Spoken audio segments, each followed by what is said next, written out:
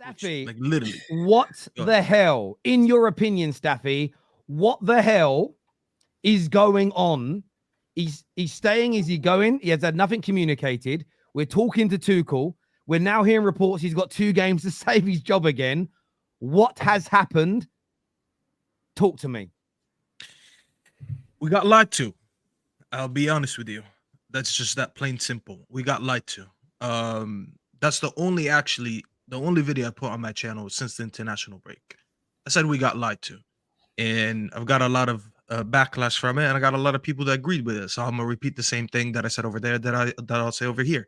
We got lied to by Sir Jim, excuse me, and INEOS, because when I woke up on what was it, Wednesday, Tuesday, whenever the news broke, I think it was Wednesday. I was very upset when I saw it. Obviously, it wasn't anything official, but like it was really annoying. And the first thing that came to mind is sorry. It's just the way you just casually said I was upset about it. Sorry, man. Carry on, bro. Come on. Yeah, Staffy's misery is hilarious. It's true. I tried to narrate. I was very upset about it. Yeah, I was very upset about it. But the real though, I went back to Sir Jim's message to when he first took over the United back in February. I was like, I remember a few things that this guy promised us. So I was like, let me go back and revisit his opening message. And the first thing, when you go to the Man United website, I encourage every United fan, even if you're a rival, go right now to the Man United website as you're listening to this and look up Sir Jim's message to United fans. And the first thing it says that his priority after taking over the club is the performances on the pitch. That is the first thing he said. He didn't say my priority is to win trophies, to win the league, to make money, to make us a global brand, to build a new stadium. He didn't say any of that. The first thing he said, my priority is the performances on the pitch.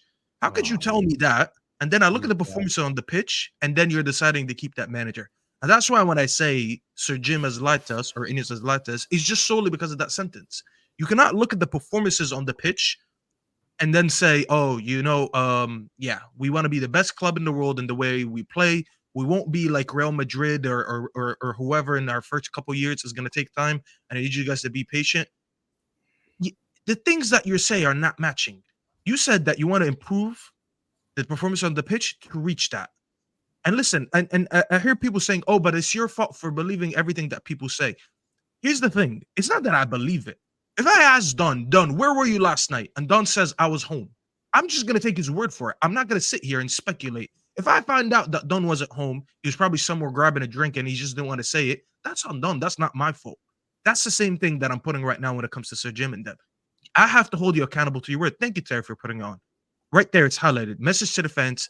I think absolute priority with Manchester United's performances on the pitch. That is your sentence. I didn't say that. I'm not even holding him accountable for the second half of this. Look, it says Premier League and challenging for the Champions League. I don't care about that right now because I know we're not there. However, if you're going to promise me performances and you see the performance on the pitch are not matching your ambition, I need you to take action towards it. So it's not gullible of me to hold him accountable to his word. That's just what men do. A man holds another man accountable for his word. I'm not going to sit here and speculate, oh, what did he actually mean? It's plain and simple. The performance on the pitch are not matching your ambition, and you're not doing anything to action it. So I have the right to go back and hold you accountable. Because, by the way, Terry, if you go to the rest of that message, the second end, it says that he understands that him and INEOS will have what was the exact word? Like he understands the weight on their shoulders, and that if they don't live up to basically what he's promising, that he's expecting basically backlash. And not in those exact words, but if you go there, it's going to be there. So it's like he's fully aware as well. If he doesn't deliver what he promised, people will pile up. And I'm not piling up yet on anything else outside of performances.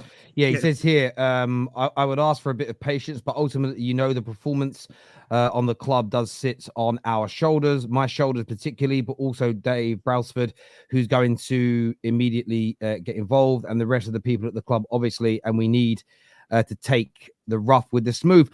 And that's where I think that's where I agree with you. It's really interesting reading this because I remember this as well. And the only issue with it is I have to go onto their bloody website, and I don't really like going onto the website because the Glazers get money out of it. But there we go. But it's like, this is where football fans have got to, there's balance in this. I'm annoyed they haven't sacked him. I am big enough and ugly enough and old enough to go, that I think that's a mistake. The same as in the summer, I said keeping him, I think would be a mistake. They themselves are saying we've got to hold them accountable. The only thing I disagree with is if they've made a mistake, they haven't got rid of him. They get rid of him in 2 games' time. They bring in a manager and we start to improve and loads of things start to do really well for us over 6 months, a year, 2 years, 3 years. I expect then when they make another mistake, I expect them to have built credit up for people not to go, right, I'm going back to square one with them again. And I sort of feel as though it's absolutely right to criticize mistakes when they happen.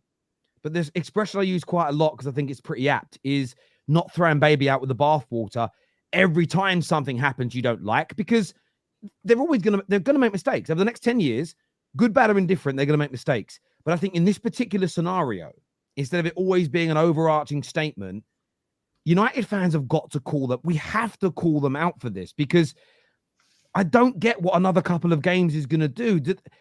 I'm still at a loss to understand what anybody that's back in. I understand the people that say, okay, staying, I'm going to go to the ground and cheer and support and hope they do well. That makes sense. I get that logic.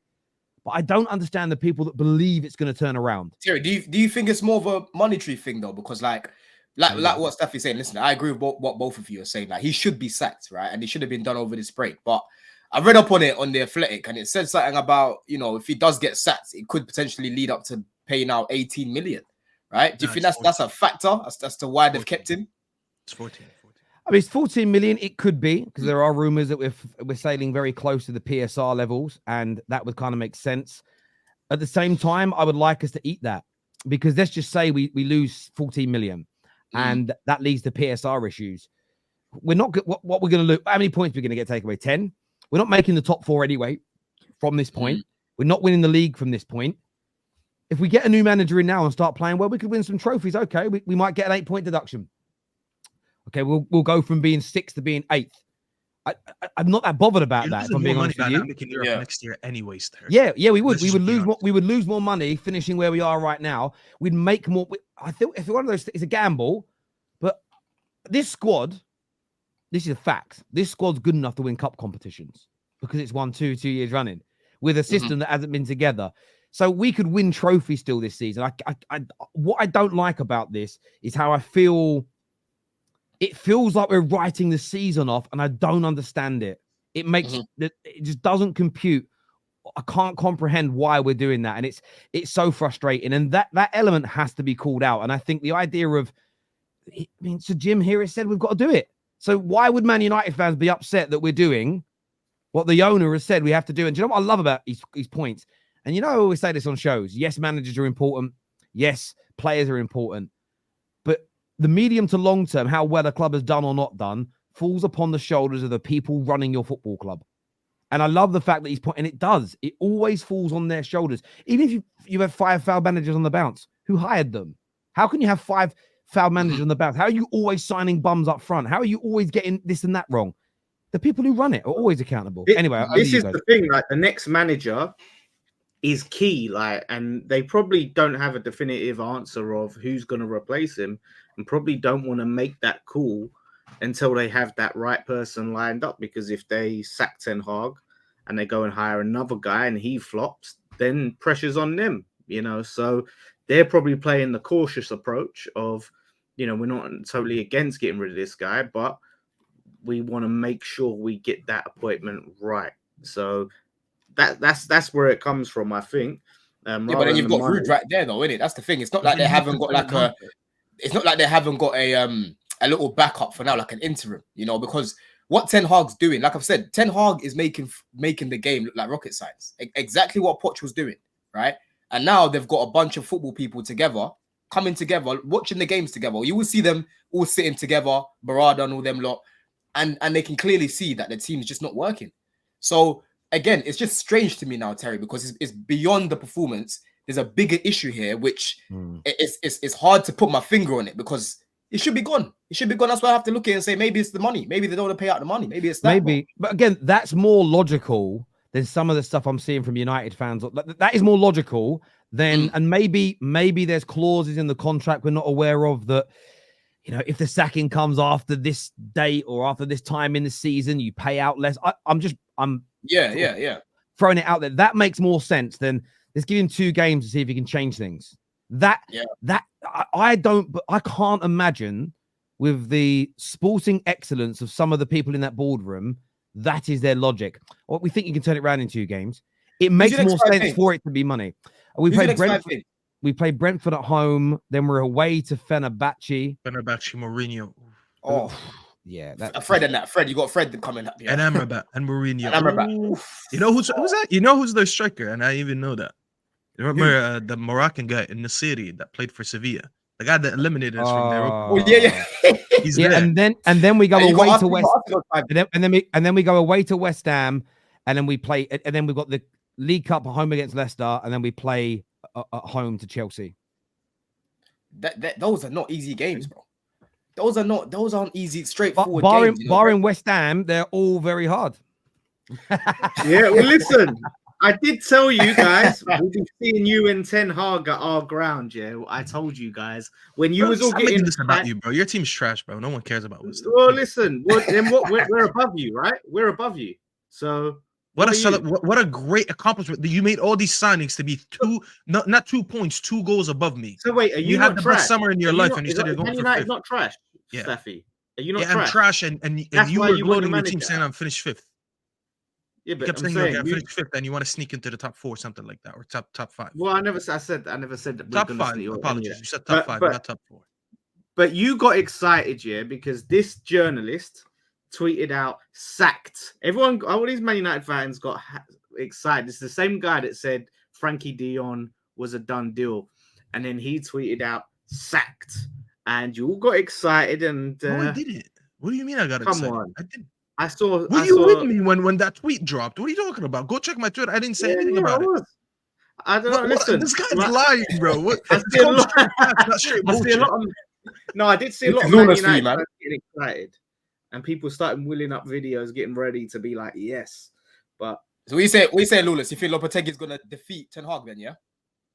Yeah, I think so. I think by that point we'll have enough consistency with the lineup to start to get going. So, boy, I'm hoping they don't sack him by then, and they get that little bounce. See, he gets 1 win against Ipswich, and he's acting like this. This is the difference between me and you. 1 win never gassed me up. You last week told me if he doesn't beat Ipswich, I'm gonna call him out. 1 win just changed everything for you. But I see the bigger picture, right? And the bigger picture 1 game changed the bigger picture for you. It took you 90 minutes to change a whole picture. Don said about Van Nistelrooy, yeah. Are you confident? Is it just that he's not Ten Hag, or are you guys actually confident that he can salvage something out of this season if he's interim? Or is it hope? I can't imagine that he'd do any worse. So again, I'm not sure about him as the full-time, long-term manager. I don't know. I haven't seen enough of him. He hasn't managed at this level. However, I can't imagine. We are in relegation form. We've scored 5 goals all season. Since the beginning of last season until now, the beginning of Ten Hag's term until now, no team that's played in the Premier League in that time period has conceded 2 or more or 3 or more goals more times than we have. If it wasn't for, and this will probably upset Staffy a little bit, if it wasn't for some match winners here and there from Bruno's and Rashford's and Hoy, because I've been saying that. Please. I know Hoyland. I'm winding you up.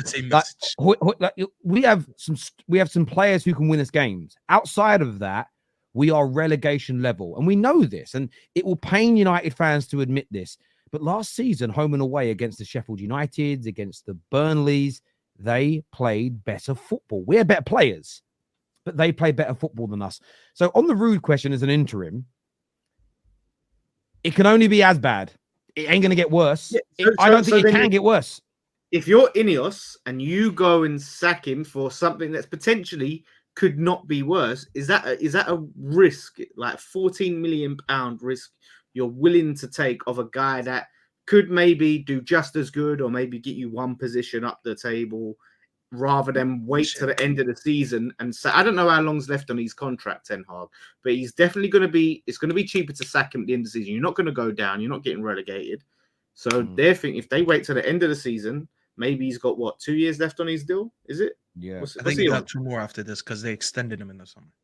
But if it's 14 million to sack him, how many? He's got to be on close to that a year, right? Surely 10 mil a year or something. No, if it's 14, you gotta assume it's like he's making maybe like 7 million more. Yeah, something like that. I don't know. I'm pretty sure on the Athletic it said you could Gee, be paying that's him what we up were to paying 20 Big million. Sam like 10 years ago. Like that's pretty cheap. If you're paying him 14 mil 7 isn't mil, cheap, but I take the risk. Either way, Ten Hag is laughing to the bank because he's gonna leave United and still get a job, and when he does get sacked, he's still gonna get paid out.